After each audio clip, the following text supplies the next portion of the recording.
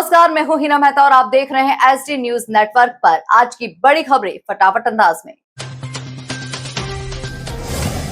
राम मंदिर कर्मचारी के घर मिला सोना, जांच के दायरे में कई नाम। अयोध्या राम मंदिर से जुड़ी कथित अनियमितताओं के मामले में जांच तेज हो गई है। ट्रस्ट कर्मचारी रामशंकर यादव उर्फ टिन्नू के घर से कथित तौर पर सोना बरामद होने की जानकारी सामने आई है। हालांकि इसकी आधिकारिक पुष्टि अभी नहीं हुई है, लेकिन सूत्रों का दावा है कि इसकी कीमत करोड़ों में हो सकती है। दूसरी ओर मंदिर निर्माण प्रभारी के रिश्तेदार सोमेश आनंद की लगातार यात्राएं भी जांच एजेंसियों के रडार पर है। अब सवाल यह है कि क्या यह मामला सिर्फ एक कर्मचारी तक सीमित है या फिर इसकी जड़ें कहीं और तक भी जाती है।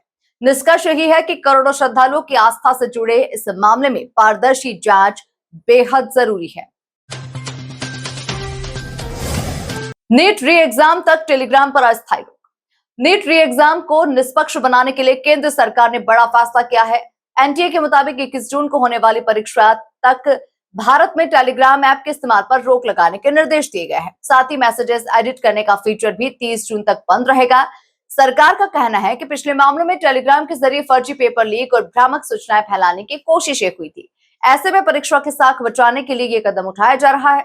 निष्कर्ष साफ है कि अब परीक्षा प्रणाली में तकनीकी स्तर पर भी कड़ी निगरानी रखी जा रही है।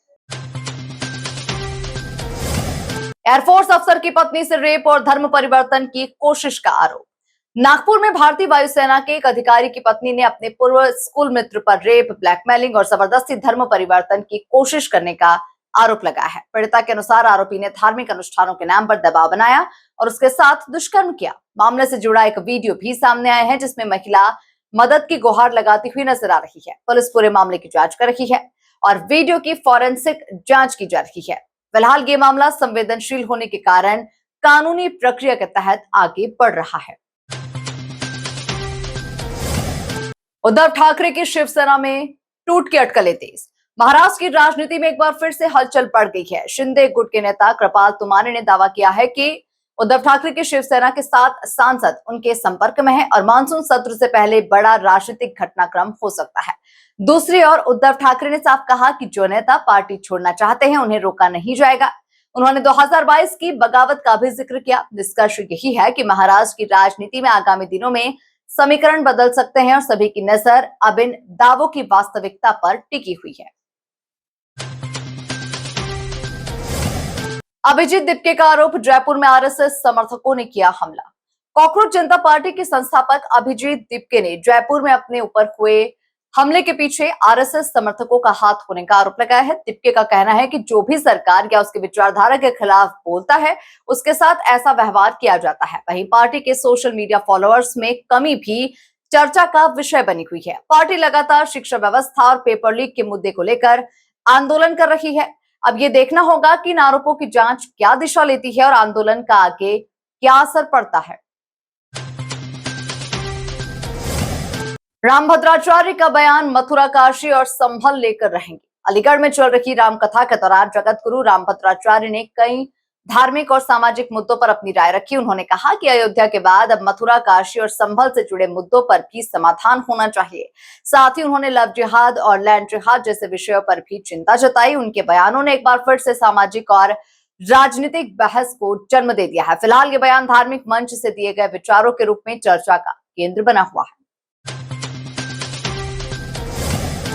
जेवर एयरपोर्ट से पहली उड़ान, किसानों का हुआ सम्मान। नोएडा के जेवर इंटरनेशनल एयरपोर्ट से पहली उड़ान की शुरुआत के साथ ही एक नया अध्याय जुड़ गया। एयरपोर्ट निर्माण के लिए जमीन देने वाले किसानों को विशेष रूप से सम्मानित किया गया। इस दौरान एक किसान ने कहा कि वो पहली बार हवाई जहाज में बैठे हैं और ये बदलाव विकास की नई तस्वीर पेश करता है। मुख्यमंत्री योगी आदित्यनाथ ने भी कार्यक्रम में हिस्सा लिया।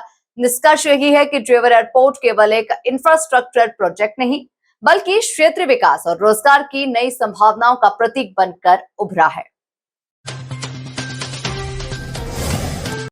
यूपी में मानसून की दस्तक, कई जिलों में तेज बारिश। उत्तर प्रदेश में प्री मानसून गतिविधियां तेज हो गई है। गोरखपुर और महाराजगंज में जोरदार बारिश हुई है, जबकि कई जिलों में आंधी और तेज हवाओं का अलर्ट जारी किया गया। वाराणसी में बारिश की कामना को लेकर शहनाई वादक ने गंगा के बीच खड़े होकर राग मेघ भी प्रस्तुत किया। मौसम विभाग का अनुमान है कि मानसून जल्द ही पूरे प्रदेश में सक्रिय हो सकता है। ऐसे में लोगों को बदलते मौसम के बीच सतर्क रहने और प्रशासन की सलाह का पालन करने की जरूरत है। भारत ए की हार के बाद वैभव सूर्यवंशी का गुस्सा चर्चा में।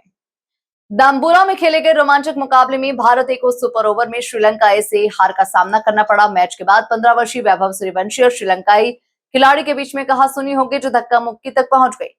हालांकि साथ ही खिलाड़ियों ने बीच बचाव कर मामला शांत कराया। युवा खिलाड़ियों से मैदान पर बेहतर संयम की अपेक्षा की जाती है। निष्कर्ष यही है कि खेल में जुनून जरूरी है, लेकिन खेल भावना और अनुशासन उससे भी ज्यादा महत्वपूर्ण है। G7 समिट के लिए फ्रांस पहुंचे पीएम मोदी। प्रधानमंत्री नरेंद्र मोदी G7 शिखर सम्मेलन में हिस्सा लेने के लिए फ्रांस पहुंच गए हैं। इस दौरान उनकी कई वैश्विक नेताओं से मुलाकात प्रस्तावित है। रिपोर्ट्स के मुताबिक अमेरिकी राष्ट्रपति डोनाल्ड ट्रंप के साथ भी उनकी बैठक हो सकती है, जिसमें व्यापार, निवेश और रणनीतिक साझेदारी जैसे मुद्दों पर चर्चा होने की संभावना है। वैश्विक मंच पर भारत की भूमिका लगातार मजबूत होती नजर आ रही है। ये दौरा अंतर्राष्ट्रीय संबंधों के लिहाज से अहम माना जा रहा है। इस अंक में फिलहाल इतना ही। अगले अंक में आपसे फिर होगी मुलाकात। तब तक के लिए दीजिए मुझे इजाजत। नमस्कार।